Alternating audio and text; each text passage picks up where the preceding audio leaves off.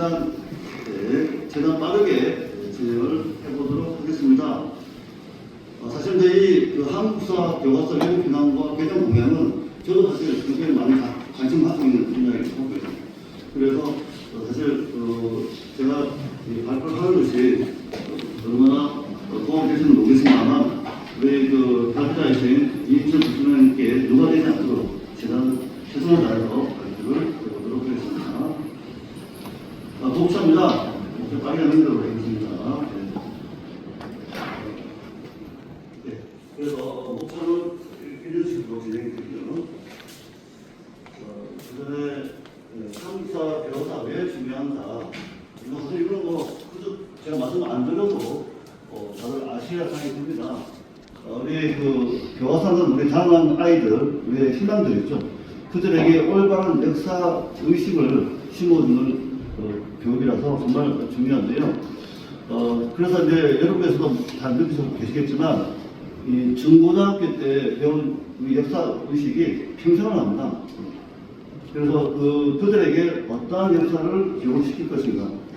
그러면 올바른 역사관을 정립하고 민족의 정체성을 확립할 수 있는 그런 역사 교육이 이루어져야 되는데, 우리의 역사 교사가 과연 그러하다입니다. 그래서 청소년에게는 어떤 그 피의식이 아니라 주의식을 심어주고 꿈과 비전을 심어줄 수 있는 그런 역사 교과서가 되어야 되는데 지금 그렇지 못한 것이 굉장히 안타깝죠.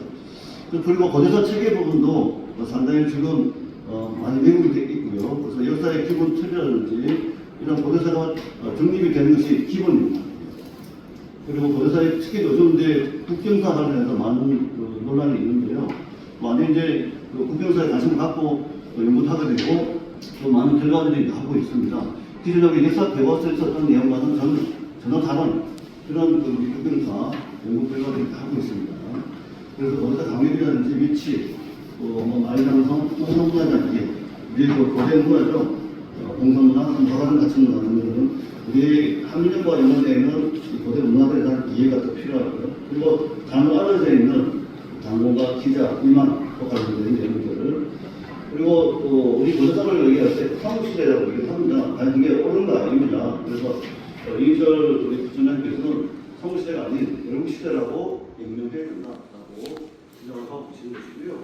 그리고 고려 국경등 최근에 국경사 연구가 활발히 이루어지면서 지금 역사 보고서 시는 내용과 저는 전혀 다른 그런 결과들이 나오고 있습니다. 그래서 앞서 반도사가 해서 일제가 우리 역사를 매우 축소시키면서 모든 시민을 한반도 안에다 갖고 나왔죠.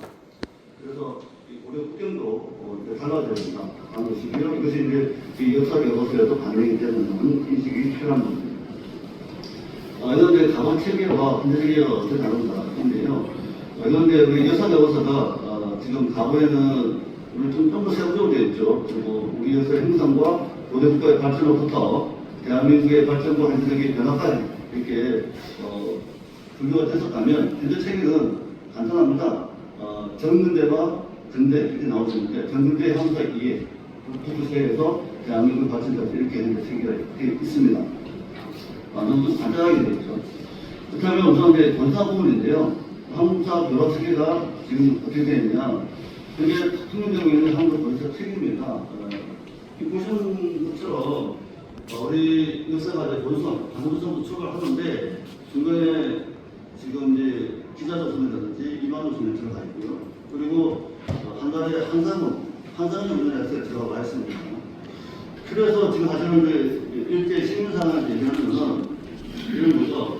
그리고 그 한국의 역사를 하는 것은 그 출발이 중국의 식민지부터 시작했기 때문에 일제의 식민지가 되는 당연하다라고 주장한 것이 바로 식민상학의 핵심이죠. 그 역사의 외국 역사가 우리 역사 정책에서 그대로 합성하고 있다는 것이 정말 안타깝습니다. 그리고 조선 건국식인데요. 이 조선 건국 관련해서는 상주유사 기록이 남아있고요. 그 외에 많은 기록들이 사실 남아있습니다. 우리가 찾아보지 않을 수 없이 이 당문조선과 관련된 기록들이 남아있습니다. 심지어는 이 조선어로 실록에도 기록이 남아있고요. 또 우리가 정세로 관련된 삼국사기에도 기록이 남아있습니다. 그리고 이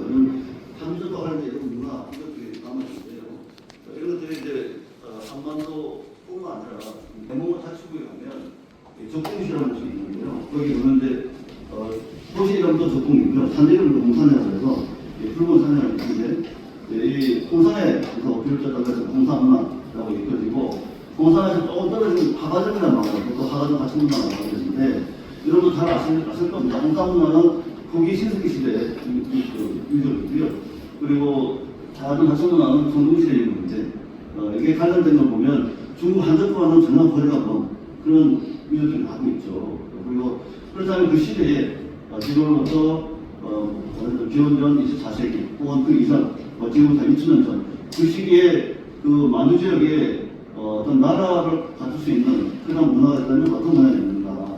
중국 한족과 다르다고 한다면 결국 우리 한민족의 역사와 문화가 다르고 추정해 볼 수가 있겠습니다. 그리고 이제 건국기념일이라는 논란도 많죠. 그래서 이게 1948년 우리가 정부가 소련에 투입돼서 다시 한국에 있을 때 그것을 기획을 해준다. 아니다. 아니면 임정부가 설립됐었던 1919년 특별으로 해준다. 아니다. 아니면 당근동에 공개했던 그 시기로 가야 된다. 이런 논란이 많이 있습니다. 전 왜 이런 논란이 있어야 될지 모르겠습니다. 우리 국회를 찾는다면 당연히 국회에 강을 세웠던 강수를 보도록 하는 게 맞죠. 그리고 보통 강의라는 얘기인데요. 일정 경우를 이렇게 유치해봤을 때 대표 지킴 의미를 하는데요. 우리 도시식 동고, 비탄 동고, 혹은 세형 동고, 그리고 고인돌, 그리고 이제 여러 건설 관련된 경제적 관련된 인물들이 많이 나오고 있고, 그 동주 지역을 보면은 한반도를 넘어서 남주 지역, 요소, 노동지역을 다 아우르고 있습니다. 이게 지도인데요. 이게 이제 빨간색이 고인돌 공보지역이고요. 검정색이 이제 비탄 동원 공보지역이라고 보시면 되는데 이 지역에 보면 이제 한반도, 심지어는 일본 저쪽으로 걸치고 있고요. 요소, 요동딱 다 아우르고 있는 이 지역이 결국은 그것의 대표 지역이었다, 영향권이었다 이렇게 말씀드릴 수 있겠습니다. 그렇다면 홍산문화와 고성강림은 어떤 관계가 있다 하는 부분입니다.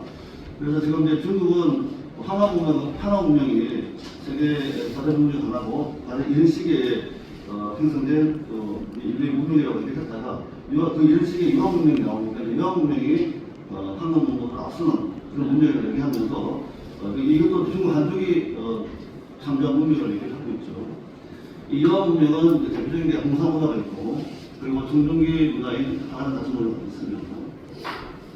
그리고 이 유학 문명은 주로 이제 내몽고 다치구를 포함해서 만주시역 그리고 한반도까지 이곳에 있는 후기 신석시대 혹은 중국시대 인물들을 얘기합니다.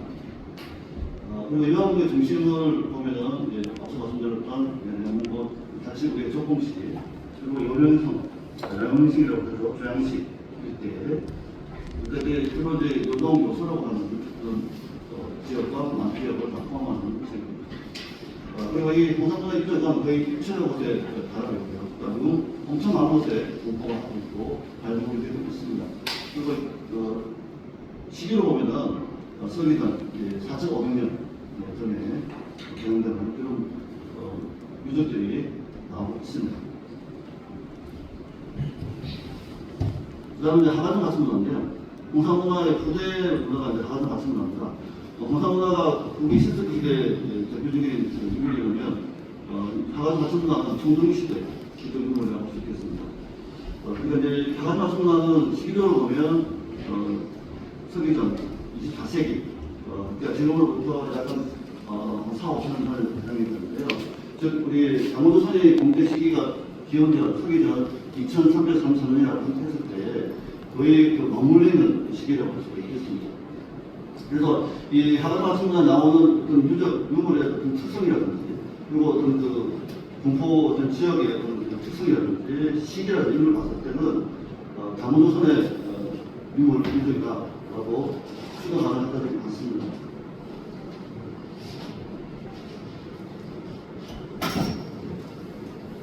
그래서 이게 이제 지역인데요. 이게 이제 우리 연홍 소지역, 남하 동쪽과 그리고 유화를 연결해서 여러 서쪽과 동서까지 다 아우르는 지역입니다. 여기 보시면 이제 중앙에 보시면 연못 자친 게 적공시였고 그리고 유령성의 중앙시였습니다.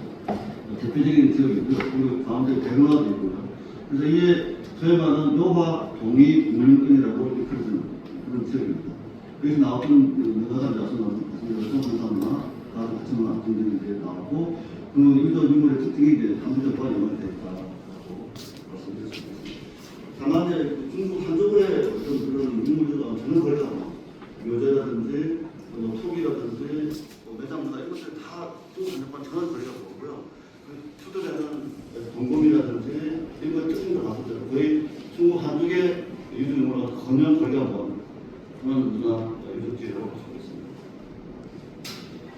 그 다음에 도수는 제국인데 도수는 이제 제국을 도수국이라고 표현하죠. 중국은 이제 황제국이고 제국이라고 있는데요. 이제 오랜만에 이순희와 제왕왕후기에는 도수는 여러 제국을 거느린 제국이었다. 그 제국을 불러서 고수국이라고 그러죠. 이후에 많은 강원도선의 고수국들이라고 하는 중국으로 말하면 제국들이죠. 약 70여 개의 나라가 있었다. 그 중에 큰 나라가 잘 알고 있는 부여, 비교, 신라, 신안, 신라, 고래, 고구려고요. 남업적, 부업적, 영역등이 있었다. 라는 거고요.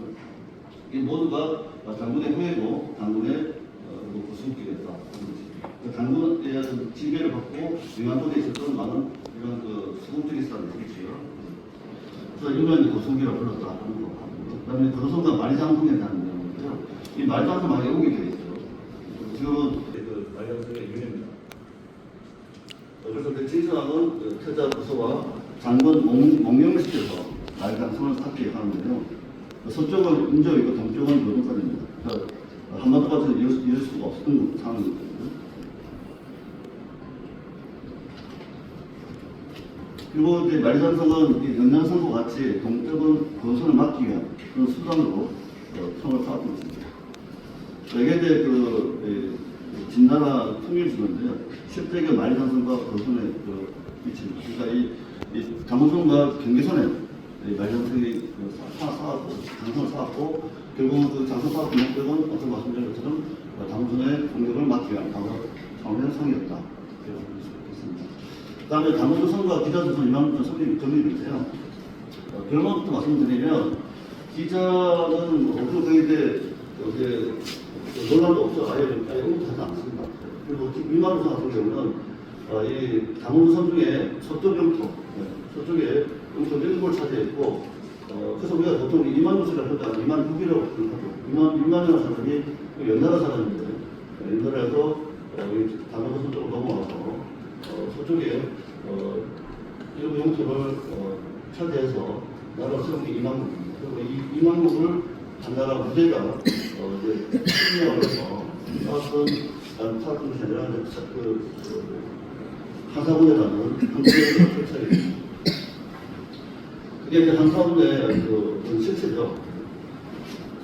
그리고 이제 이 기자라고 하는 것은 지금 거의 선거를 살아야 거의 지금 하지 않습니다. 아이도 이제 당원조선을 주장하는 게 있죠. 큰 소리. 예. 잘 들으십니까? 네. 예. 제가 좀 마이크를 좀 띄워서 말씀드리는데요. 그래서 이 기자조선과 이만조선에 대해서는 상당히 좀 왜곡된 부분이 많다. 그리고 이걸 통해서 지금 사람들은 우리 한민족의 역사가 중국의 식민을 구축을 했다 이렇게 주장을 하는 거죠. 한사본이라고 하는 존재를 가지고 그렇게 얘기를 한 겁니다.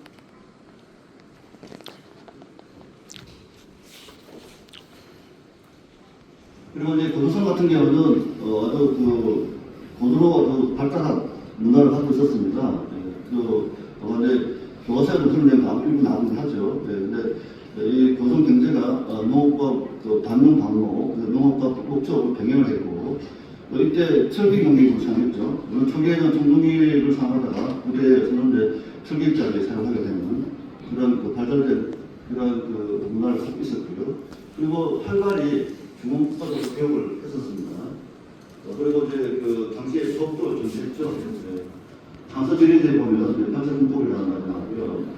사실 우리 보통 민주사관들은 이게 아니라 장군 8조라고 해서 올해 이것도 앞서는 시기에 도선의 공무에 정렸다고 얘기합니다. 그리고 도선의 세금은 중기에 비하면 상당히 20분의 1밖에 안 되는 그런 세금을 부과했고요.